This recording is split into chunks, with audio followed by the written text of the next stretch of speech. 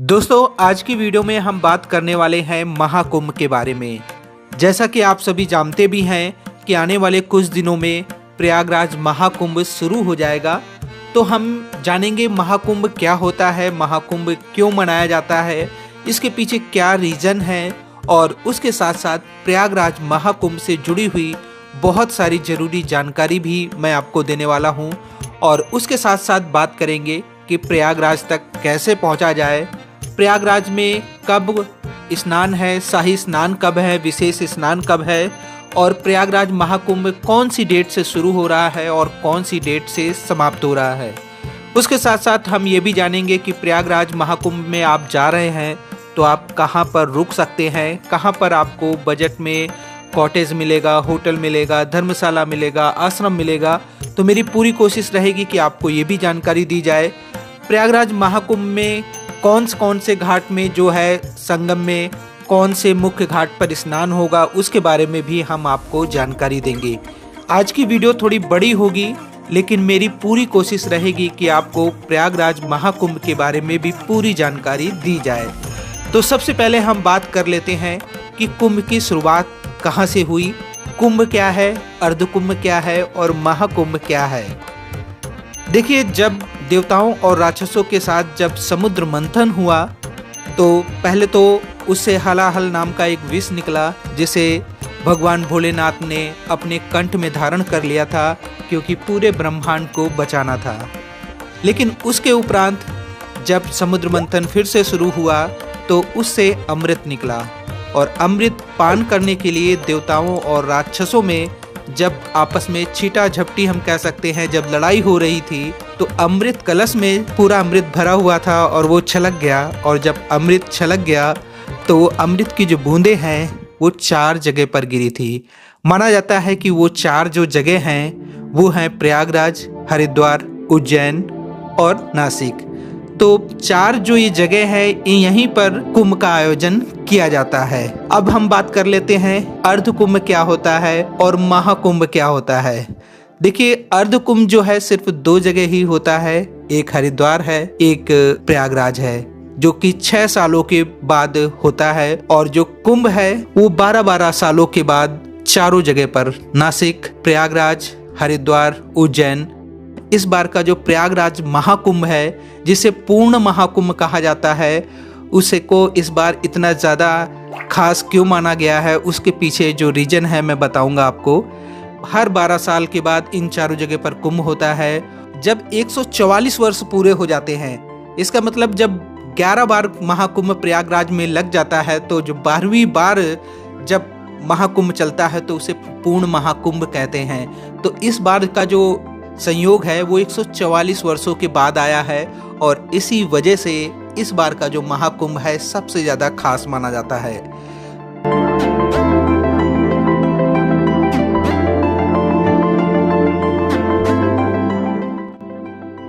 भारत का सबसे बड़ा आध्यात्मिक मेला जो है ये कुंभ और महाकुंभ होते हैं, जहां पर सबसे ज़्यादा श्रद्धालु पहुंचते हैं और आस्था की डुबकी जो है लगाते हैं। जब हरिद्वार कुंभ चलता है तो लोग गंगा जी में आकर डुबकी लगाते हैं और जब प्रयागराज में महाकुंभ होने जा रहा है तब तो और भी ज़्यादा खास हो जाता है क्योंकि वहाँ गंगा जल भी है, यमुना जी का जल भी है और सरस्वती जी का भी जल जो है वहाँ पर मिला हुआ है। तो बहुत ही बड़ा संगम है और प्रयाग जो है तीर्थों का राजा कहा जाता है प्रयागराज।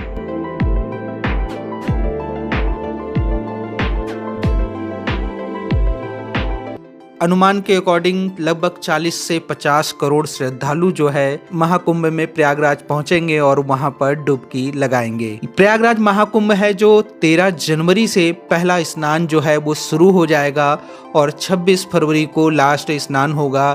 तो ये लगभग 45 दिन का महाकुंभ चलने वाला है और इस बार इतनी ज़्यादा व्यवस्थाएं की गई हैं क्योंकि अब इस बार का जो महाकुंभ है ना हमेशा के लिए याद रखा जाएगा। सालों से तैयारी करनी होती है। दोस्तों, इस बार महाकुंभ का जो एरिया है वो भी काफ़ी ज़्यादा बढ़ाया गया है। प्राप्त जानकारी के अनुसार लगभग 4000 हेक्टेयर जो है वो ज़मीन मेले के अंदर रखी गई है ताकि जो भी आए आराम से स्नान कर सके, डुबकी लगा सके।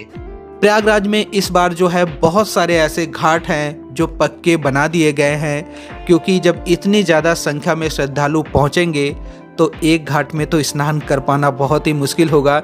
इस वजह से कई ऐसे घाट हैं जो बनाकर तैयार कर दिए गए हैं ताकि जो भी श्रद्धालु पहुंचे वो आराम से स्नान कर सके। आगे मैं वीडियो में आपको ये भी बताने वाला हूं कि कौन कौन सी डेट को स्नान है, कौन कौन सी डेट को शाही स्नान है, कहां पर आपको रुकना चाहिए, कहां पर श्रद्धालुओं की रुकने की गवर्नमेंट के द्वारा व्यवस्थाएं की गई हैं। तो वीडियो को पूरा देखें और लाइक करने के साथ शेयर ज़रूर करें।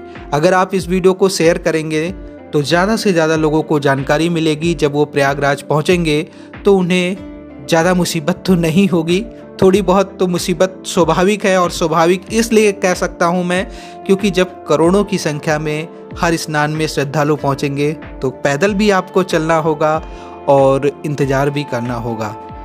तो वीडियो को पूरा देखना है। सबसे पहले हम बात कर लेते हैं कि प्रयागराज कैसे पहुंचा जाए। देखिए, प्रयागराज ट्रेन के माध्यम से बहुत ही अच्छे तरह से जुड़ा हुआ है। दिल्ली हो या हावड़ा हो या हम कह सकते हैं मुंबई हो, कलकत्ता हो, जितनी भी देश की बड़े बड़े शहर हैं, मैक्सिमम शहरों से डायरेक्ट प्रयागराज के लिए ट्रेन मिल जाएगी। अगर आपके शहर से ट्रेन नहीं है तो आपके आसपास जो बड़ी सिटी है वहाँ से डायरेक्ट ट्रेन मिल जाएगी। ट्रेन सबसे अच्छा माध्यम है और इस बार तो प्रयागराज के कई जो छोटे स्टेशन हैं उन्हें भी बहुत अच्छे से तैयार कर दिया गया है। प्रयागराज जंक्शन तो पूरी रूपरेखा ही बदल गई है, बहुत सुंदर बना दिया गया है। एक संगम स्टेशन भी है, उसके साथ साथ एक छिवली के नाम पर एक स्टेशन है, सूबेदारगंज स्टेशन है और नैनी स्टेशन है। बहुत सारे स्टेशन जो है उनमें और आधुनिक सुविधाएं दे दी गई है ताकि जो भी श्रद्धालु वहां पर पहुंचे वो आसानी से ट्रेन के माध्यम से पहुंचे और डुबकी लगा सके। दोस्तों, उसके साथ साथ अगर आप लोग फ़्लाइट के माध्यम से पहुंचना चाहते हैं तो प्रयागराज में भी एयरपोर्ट अच्छा सा बन गया है, वहां आप लोग जा सकते हैं फ़्लाइट के माध्यम से। बहुत सारे शहरों से बस की सुविधा भी प्रयागराज के लिए आपको मिल जाएगी, तो आप लोग बस से भी जा सकते हैं। कुछ ऐसे रूट हैं जहां पर अगर आप कार से भी जाना चाहें तो कार से भी जा सकते हैं। टोल टैक्स भी कई जगह के 7-8 ऐसे पॉइंट हैं जहां पर टोल टैक्स भी जो हैं फ्री कर दिए गए हैं। अगर आप नॉर्मल अपना पर्सनल व्हीकल लेकर आप प्रयागराज महाकुंभ में जा रहे हैं तो टोल टैक्स भी फ्री कर दिए गए हैं। सिर्फ जो कमर्शियल व्हीकल है उनके लिए टोल टैक्स वहां पर लगेगा। अब बात करते हैं कि अगर आप लोग प्रयागराज महाकुंभ जा रहे हैं तो प्रयागराज महाकुंभ में डुबकी लगाने के लिए कौन कौन से घाट हैं। देखिए, एक राम घाट है, बहुत ही खास है। एक तो संगम स्थल है, मुख्य जगह पर है। एक अरैल घाट है जहां पर आप डुबकी लगा सकते हैं। एक दशाश्वमेध घाट है, वो भी बहुत ही अच्छा घाट है, वहां भी आप डुबकी लगा सकते हैं।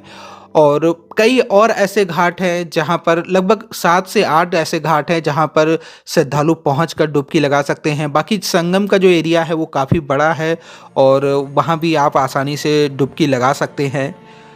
एक बात और है, इस बार अगर संत महात्माओं के अगर आप दर्शन करना चाहते हैं तो जूसी की साइड एक पूरी जो सारे अखाड़े हैं उनके कैंप लगे हुए हैं, वहीं पर रुकने की भी व्यवस्थाएं हैं। आपको ये बात जानकर भी खुशी होगी कि इस बार का जो एरिया है महाकुंभ का वो बहुत ज़्यादा बढ़ाया गया है।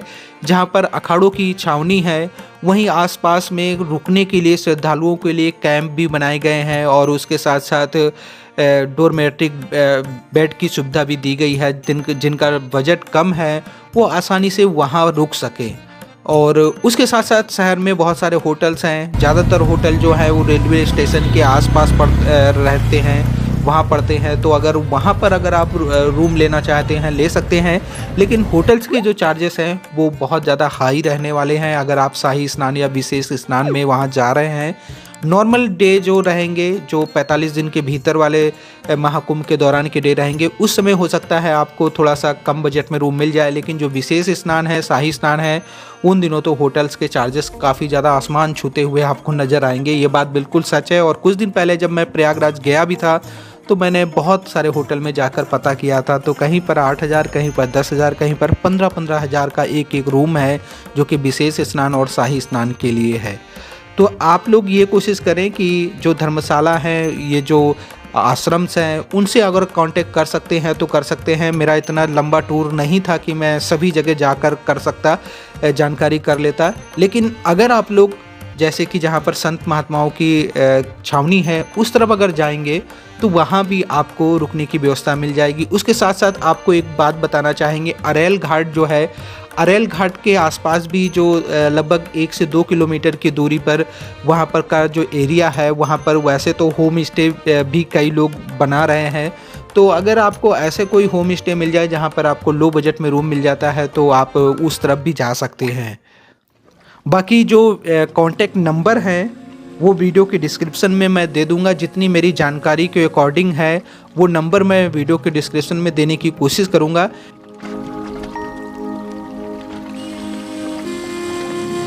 दोस्तों, इससे पहले हम वीडियो में आगे बढ़े, सबसे मेन बात को हम कर लेते हैं और वो है स्नान की डेट क्या है, विशेष स्नान कब है। खास स्नान के साथ साथ सबसे मेन जो स्नान होता है शाही स्नान।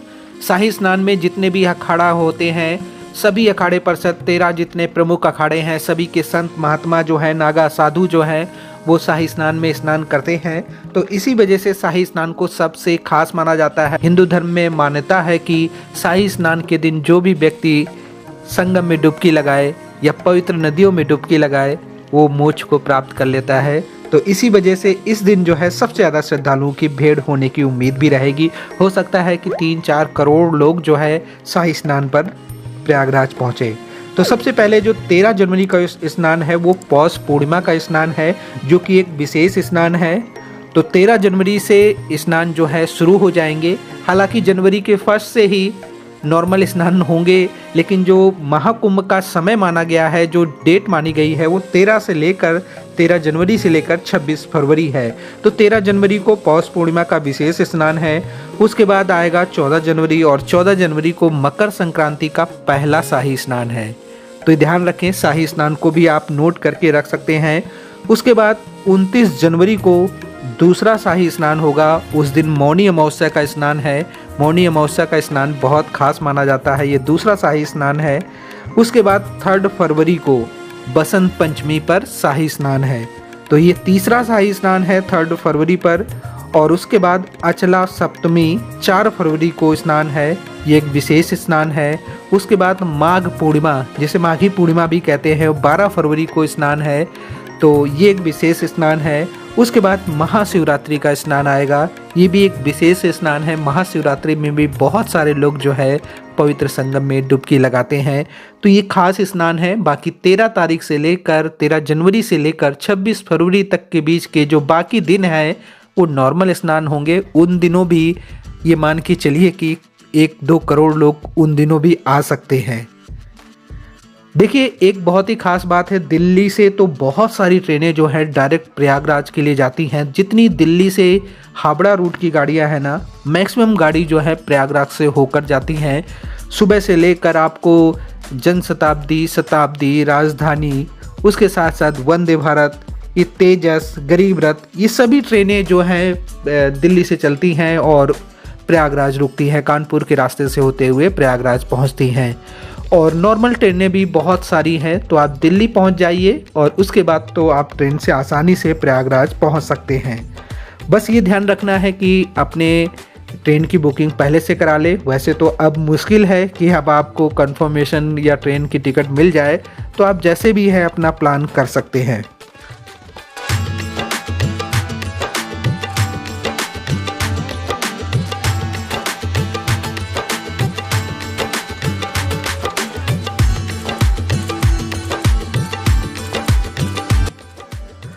दोस्तों, अब बात करते हैं, अगर आप प्रयागराज पहुंच गए हैं, संगम में डुबकी लगा लिया है, तो कौन कौन से मुख्य स्थान हैं जहां पर आप लोग जा सकते हैं।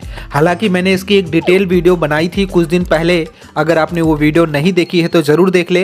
वो वीडियो देख लेंगे तो आपको वो जो टॉप 10 प्लेस हैं प्रयागराज के, उनके बारे में डिटेल में जानकारी मिल जाएगी। अभी तो सिर्फ हम नाम बताएंगे कि कौन कौन सी जगह दर्शन कर सकते हैं, उसमें हमने कई और जानकारी भी दी है। तो पहले वाली कई वीडियो प्रयागराज महाकुंभ की बनाई है, उनको भी देख लेना, तो आपको सारी जानकारी मिलती रहेगी। सबसे सबसे पहले संगम है, संगम में डुबकी लगाइएगा। उसके बाद जो दूसरे नंबर पे आता है वो बड़े हनुमान जी का मंदिर, जो कि संगम स्थल से लगभग आधा किलोमीटर 1 किलोमीटर की दूरी पर है। उसके बाद आप लोग जा सकते हैं श्री आदि शंकर विमान मंडपम मंदिर है, जो कि बड़े हनुमान जी के मंदिर के बिल्कुल पास में है, वहाँ भी आप जा सकते हैं। एक वट वृक्ष है, बहुत ही खास है, वहाँ भी आप लोग ज़रूर जाना। उसके साथ साथ अरेल घाट है, वहाँ भी आप लोग जा सकते हैं, बहुत ही सुंदर सा घाट बनाया गया है। नैनी पुल है, एक आलोप माता शंकरी देवी का मंदिर है, एक शक्तिपीठ है, वहाँ भी जा सकते हैं। ललिता देवी मंदिर है, वो भी अच्छा मंदिर है, प्राचीन माता जी का मंदिर है, वहाँ भी आप जा सकते हैं। भरद्वाज पार्क है, वहाँ भी आप लोग जा सकते हैं। शिवालय पार्क, एक नया पार्क बनाया गया है जहाँ पर 12 ज्योतिर्लिंग के आपको दर्शन होंगे, आप वहाँ भी जा सकते हैं और वहाँ भी आपको बहुत ही अच्छा लगेगा। एक और मंदिर है नाग वासुकी मंदिर, वो भी बहुत ही खास मंदिर माना जाता है, तो आप वहाँ भी जाकर दर्शन कर सकते हैं। उसके साथ साथ कुछ और भी जगह हैं जहाँ पर आप प्रयागराज यात्रा के दौरान वहाँ पर जाकर दर्शन कर सकते हैं। दोस्तों अब बात करते हैं जो प्रयागराज के जो रेलवे स्टेशन है वहाँ से संगम तक की दूरी कितनी है। तो सबसे जो मेन प्रयागराज का रेलवे स्टेशन है वो प्रयागराज जंक्शन है, जहाँ से संगम स्थल की जो दूरी है वो लगभग 7.5-8 किलोमीटर है। तो ये आप ध्यान रखें कि कौन से रेलवे स्टेशन से संगम तक की दूरी जो है वो कितनी है। बाकी जो स्टेशन है उसकी जानकारी मैं आगे आपको दूंगा।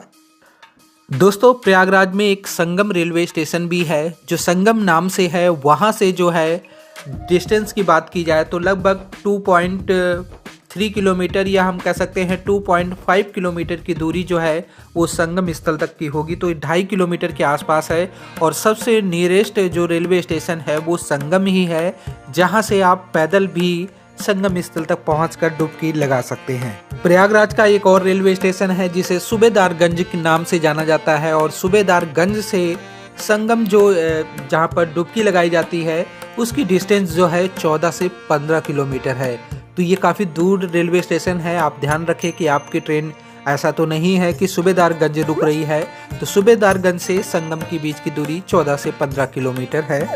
दोस्तों प्रयागराज का एक और रेलवे स्टेशन है जिसका नाम है छिवकी, और यहाँ से जो त्रिवेणी संगम की जो डिस्टेंस है ये भी लगभग 13-14 किलोमीटर आपको पड़ेगी। तो प्रयागराज के 2 स्टेशन ऐसे हैं, सूबेदारगंज और छिवकी, जहाँ से त्रिवेणी संगम की दूरी लगभग 14 किलोमीटर के आसपास पड़ती है। तो आप लोग ये भी ध्यान रखें कि आपकी ट्रेन छिवकी रेलवे स्टेशन पे तो नहीं रुकती है। दोस्तों नैनी रेलवे स्टेशन भी प्रयागराज में ही पड़ता है, और वहाँ से जो त्रिवेणी संगम की दूरी है वो 11 किलोमीटर के आसपास पड़ता है।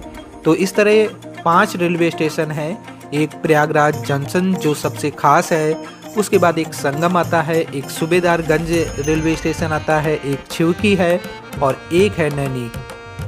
दोस्तों जानकारी अच्छी लग रही है तो वीडियो को लाइक तो ज़रूर करते जाइए, क्योंकि ये सब जानकारी इकट्ठा करना होता है ताकि आप लोगों को बेहतर जानकारी दी जा सके। तो लाइक कर दीजिए और अपने उस दोस्त तक ये वीडियो शेयर कर दें जो प्रयागराज महाकुंभ में जाने का प्लान कर रहे हैं। ऐसे ही लगातार वीडियो देखना है, प्रयागराज के बारे में जानते रहना है, कुंभ की बहुत सारी वीडियो देखनी है, तो आप चैनल को सब्सक्राइब करके बेल आइकन भी दबा देना, तो हर वीडियो आप तक पहुंचती रहेगी। दोस्तों अगर आप लोग प्रयागराज संगम में पहुंच रहे हैं, डुबकी लगा ली है और संत महात्माओं के भी दर्शन करना चाहते हैं, तो ज़्यादातर जो छावनी है हम कह सकते हैं मैक्सिमम जो संतों की छावनी है, जो अखाड़े परिषद है, अखाड़ों की जो छावनी है, उनकी छावनी जो है वो झूसी साइड है। झूसी साइड आप जा सकते हैं, वहाँ पर उनके कैंप बने हुए हैं, वहाँ पर आपको संत महात्माओं के दर्शन हो जाएंगे। और उसके साथ साथ वहाँ पर हमने आपको बताया भी है कि जहाँ पर संत महात्माओं के अखाड़ा परिषद है, अखाड़ा हैं, वहाँ पर आप लोगों को रुकने के भी बहुत सारे कैंप टेंट की सुविधा मिल जाएगी। अगर आप लग्जरी कॉटेज भी लेना चाहते हैं तो उसी साइड आपको बहुत सारे लग्जरी कॉटेज मिल जाएंगी, जहाँ पर आपको अच्छा खासा बजट भी पे करना होगा। डोरमेट्रिक बेड की सुविधा भी मिल जाएगी। और जो है कि जब आप महाकुंभ के लिए जा रहे होगे, संगम स्थान के लिए जा रहे होगे, तो उससे पहले का एरिया जो है वहाँ पर गवर्नमेंट ने भी बहुत सारे ऐसे डोरमेट्रिक बेड बना रखे हैं जहाँ पर श्रद्धालु जो है आराम से रुक सकते हैं और लो बजट में आपको वहीं पर व्यवस्था मिल पाएगी। दोस्तों, प्रयागराज के कुछ धर्मशालाओं के बारे में मैं आपको जानकारी दूंगा, उनके नाम बताऊंगा, तो आप इन धर्मशालाओं के बारे में और अच्छे से पता कर सकते हैं। और यहाँ पर अगर आपको रूम मिल जाता है तो आपको लो बजट में रुकने का साधन मिल जाएगा। और सबसे पहले जो धर्मशाला है वो हनुमान मंदिर धर्मशाला है, जो कि संगम के बिल्कुल पास में ही बड़े हनुमान जी के मंदिर के पास है, तो आप वहाँ ट्राई कर सकते हैं। एक जैन धर्मशाला है जो कि कटरा में स्थित है, और वहाँ भी आपको रुकने की अच्छी व्यवस्था मिल सकती है। अग्रवाल धर्मशाला भी है जो कि आलोपी बाग पर पड़ती है, आप वहाँ भी ट्राई कर सकते हैं। उसके साथ साथ दयानंद आश्रम धर्मशाला भी है, महावीर धर्मशाला भी है, काशी धर्मशाला भी है और चमेली बाई धर्मशाला भी है, जहाँ पर आप लोग अपने रुकने की व्यवस्था कर सकते हैं। लेकिन यही है कि आप अगर जल्दी रुकने की व्यवस्था करेंगे तो चांसेस हैं आपको रूम मिल जाए, अगर लेट करेंगे तो फिर तो वहाँ भी सारे रूम जो है वो बुक हो जाएंगे। दोस्तों, इसके अलावा मैं बताना चाहूँगा, प्रयागराज में लगभग 200 के आसपास जो होटल्स हैं और जिनमें आप अपने रुकने की व्यवस्था कर सकते हैं। लेकिन वही है कि होटल्स में जब रूम के जो चार्जेस हैं वो काफ़ी ज़्यादा हाई हैं, तो बहुत सारे लोग ऐसे हैं जो उनको अफोर्ड नहीं कर सकते, तो वो लोग फिर यही देखें कि जो मेले की तरफ से जो सरकारी जो रुकने की व्यवस्थाएं की जा रही हैं वहाँ पर ट्राई कर सकते हैं। वहीं पर आपको लो बजट में कुछ रूम्स या बेडरूम या डोरमेट्रिक जो रूम है वो मिल पाएंगे। दोस्तों, अब बात करते हैं, जब इतनी ज़्यादा संख्या में श्रद्धालु पहुँचेंगे तो उनकी सुरक्षा के लिहाज से भी वहाँ पर कितने पुलिस बल तैनात होंगे, कितने वहाँ पर सफाई कर्मी भी होंगे, क्योंकि जब करोड़ों लोग पर डे पहुँचेंगे तो कम से कम हज़ारों लोगों की संख्या में सफाई कर्मी भी चाहिए। उसके साथ साथ जो पुलिस बल है वो भी तैनात होना चाहिए, हमारे जवान भी होने चाहिए। तो इस बार जो जानकारी प्राप्त हो रही है उसके अनुसार यही है कि 50,000 के आसपास जो है पुलिस बल तैनात होंगे, लगभग 22,000 के आसपास सफाई कर्मी वहाँ मौजूद होंगे, जिससे कि सफाई की व्यवस्था जो है वो मेंटेन रखी जा सके। और लगभग 40,000 से ज़्यादा जो है वो टॉयलेट या वाशरूम भी बनाए जाएंगे, ताकि जो भी श्रद्धालु वहाँ पर पहुँचे उन्हें वॉशरूम जाने में भी कोई परेशानी ना हो। उसके साथ साथ मेडिकल सुविधाओं को लेकर भी कई ऐसे हॉस्पिटल हैं, अस्पताल हैं जो तैयार किए जा रहे हैं, जिनमें से 200 बेड के भी हैं, 50 बेड के भी कई अस्पताल हैं, ताकि जो सुविधाएं वहाँ पर श्रद्धालुओं को ज़रूरत पड़े तो इमरजेंसी में उनको ये ट्रीटमेंट दिया जा सके। दोस्तों, अगर आप लोग शाही स्नान पर या विशेष स्नान पर प्रयागराज संगम पहुँचना चाहते हैं तो आप लोग पैदल चलने की भी पूरी तैयारी करके आएँ, क्योंकि हो सकता है कि आपको 5 किलोमीटर से ज़्यादा का जो पैदल है वो सफ़र करना पड़े, और हो सकता है कि आपको 10 किलोमीटर, 8 किलोमीटर या 12 किलोमीटर का भी पैदल जो है वो सफ़र करना पड़े। क्योंकि जब इतने ज़्यादा लोग आएंगे तो ट्रैफिक भी लगना स्वाभाविक है।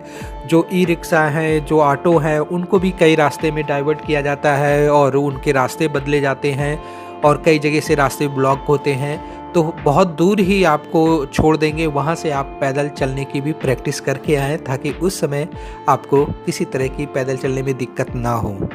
दोस्तों, आगे आने वाले दिनों में हम कुछ आपके लिए प्रयागराज संगम में स्टे के ऑप्शन लेके आएंगे, कुछ होटल के बारे में भी जानकारी देंगे। उसके साथ साथ कोशिश रहेगी कि जो महाकुंभ का जो एरिया है वहाँ पर जो टेंट और कॉटेज बनाई जा रही है उनकी भी जानकारी हम आपको दें, तो आप हमारे साथ जुड़ सकते हैं। पूरी कोशिश है आगे आने वाले हर दिन में कुछ ना कुछ हम प्रयागराज के आपको जानकारी देते रहेंगे।